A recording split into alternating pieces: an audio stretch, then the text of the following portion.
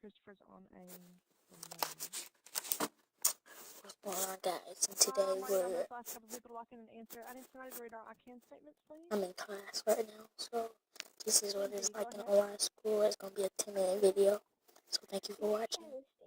I can recognize that the Earth attracts objects without touching them. I can identify the force that causes objects to fall to the Earth. Thank you, Lindsay. I can't give y'all the sound. Well, we've worked on these this week. I've done a lot of teaching. It's going to do something to the school, so you can have to just watch. Okay. Micah, lock in an answer, please.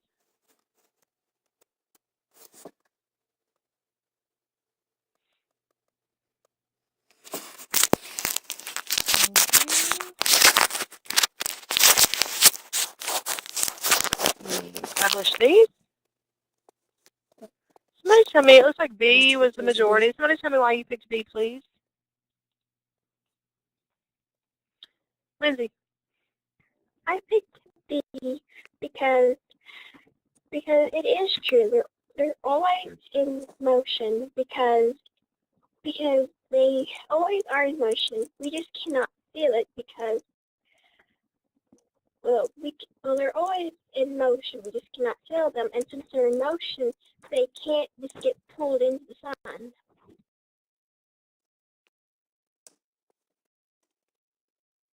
Very good. You are correct. How do we know it's not C? It's not C because Malcolm, do you want to tell me why it's not C?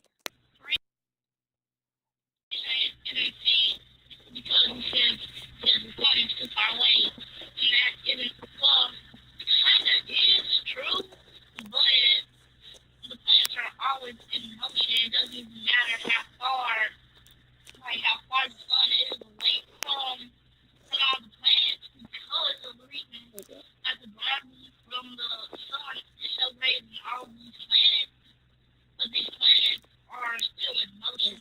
Making it where they don't just went by to the sun. Very good. If the sun's gravity was not having an effect on the planets, then they would not be in orbit. Remember, there's a couple things keeping us in orbit. It's our movement. It's that inertia that says we're going to keep moving as long as we're moving, and it's the gravitational pull of the sun. So those are the two things that keep us in orbit. You know this slide. This is our disclaimer slide. It says this is being recorded for learning purposes. It could be for students who are absent or students that want to review. During class, you may be asked at any time to turn your webcam on for learning purposes or for educational purposes. And anything in the student workspace should be academic conversation. This microphone can pick up the smallest audible noises. My teacher workspace should be much quieter today. All of my kids are back at school. But now I think I'm getting sick. You may have noticed I am teaching from somewhere else. I'm actually sitting in my bed on a heated mattress pad because I am freezing right now. So we're going to make it through this class, though. I am bound and determined, and I will not get sick. I refuse to be sick. There we go. Lindsay, read the first one. Samuel C. the second one. Jada the third one. Jonathan the fourth one. And Elizabeth the last one, please.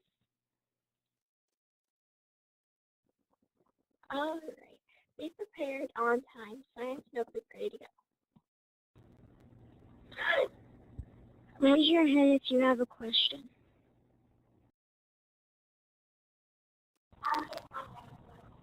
Keep track, clean, supporting, and educational. Personal best effort all the time. Participation 100% of the time. Thank you very much. Y'all know I'm really big on personal best effort all the time. If you're doing that, everything else falls into place. This is for our refocus room. If you're not participating or not meeting class expectations, I will move you to the refocus room. That gives you a few seconds to talk to your learning coach about what choices you are making and what choices you're going to make in the future. It also lets you know that you're losing 10 points for participation. Give me just a second to copy this into the refocus room. There we go. And then I need readers for these 3 paragraphs.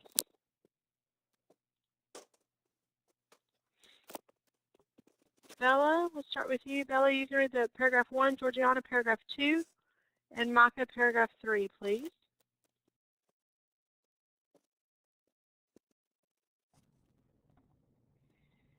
Okay. You may have seen pictures of astronauts. They float around in space. They fly in a space shuttle. Have you ever wondered why they float? Your feet stay firmly onto the ground. Why don't theirs? When you drop something, why doesn't it fall? The answer to these questions is something called gravity. It affects everything we do.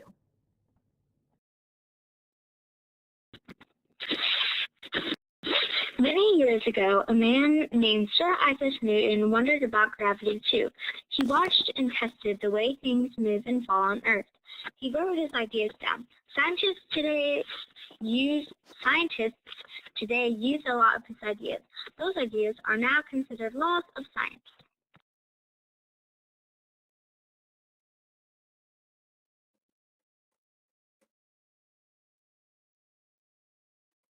Micah, did you want to read the 3rd paragraph?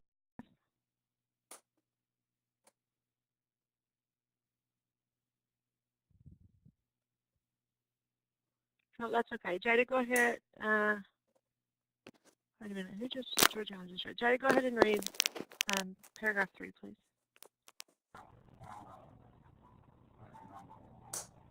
Gravity is a force that makes all objects attracted to each other. The bigger the object is, the more it attracts things. There's nothing on Earth is bigger than planet Earth itself. All the things and people on Earth are attracted by My mic. Everything is pulled towards the center of the planet. That is why things fall to the floor. It is also why people and things stay on the ground instead of floating around in space. Earth is even large enough to attract our moon.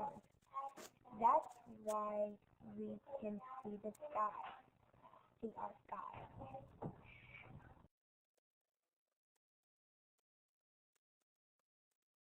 Very good. Thank you.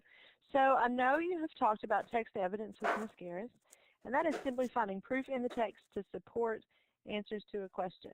So that's what we're going to do. I'm going to read the question, and then I'm going to turn on your whiteboard tools, and I want you to point to the text evidence using a pointer. And you can pick whichever pointer you want. But it's your pointer is the 2nd tool on your toolbar. So the first question says, why do your feet stay on the ground instead of floating? I'll give everybody just a minute to look. Why do your feet stay on the ground instead of floating? Look through the paragraph. I'll just turn on your tools, and I want you to point to the text evidence that answers that question. There you go. It's because of gravity. And because we're in 5th grade, I'm going to put answers in complete sentences. Our feet stay on the ground instead of floating because of gravity. All right, I'm going to turn tools off. Second question says who was the scientist who did experiments with gravity and motion many years ago? So find that one.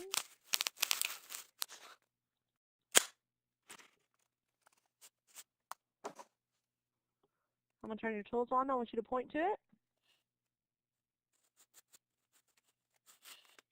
There we go. It is Sir Isaac Newton. And again, I'm going to use a complete sentence. Sir Isaac Newton was the scientist who did experiments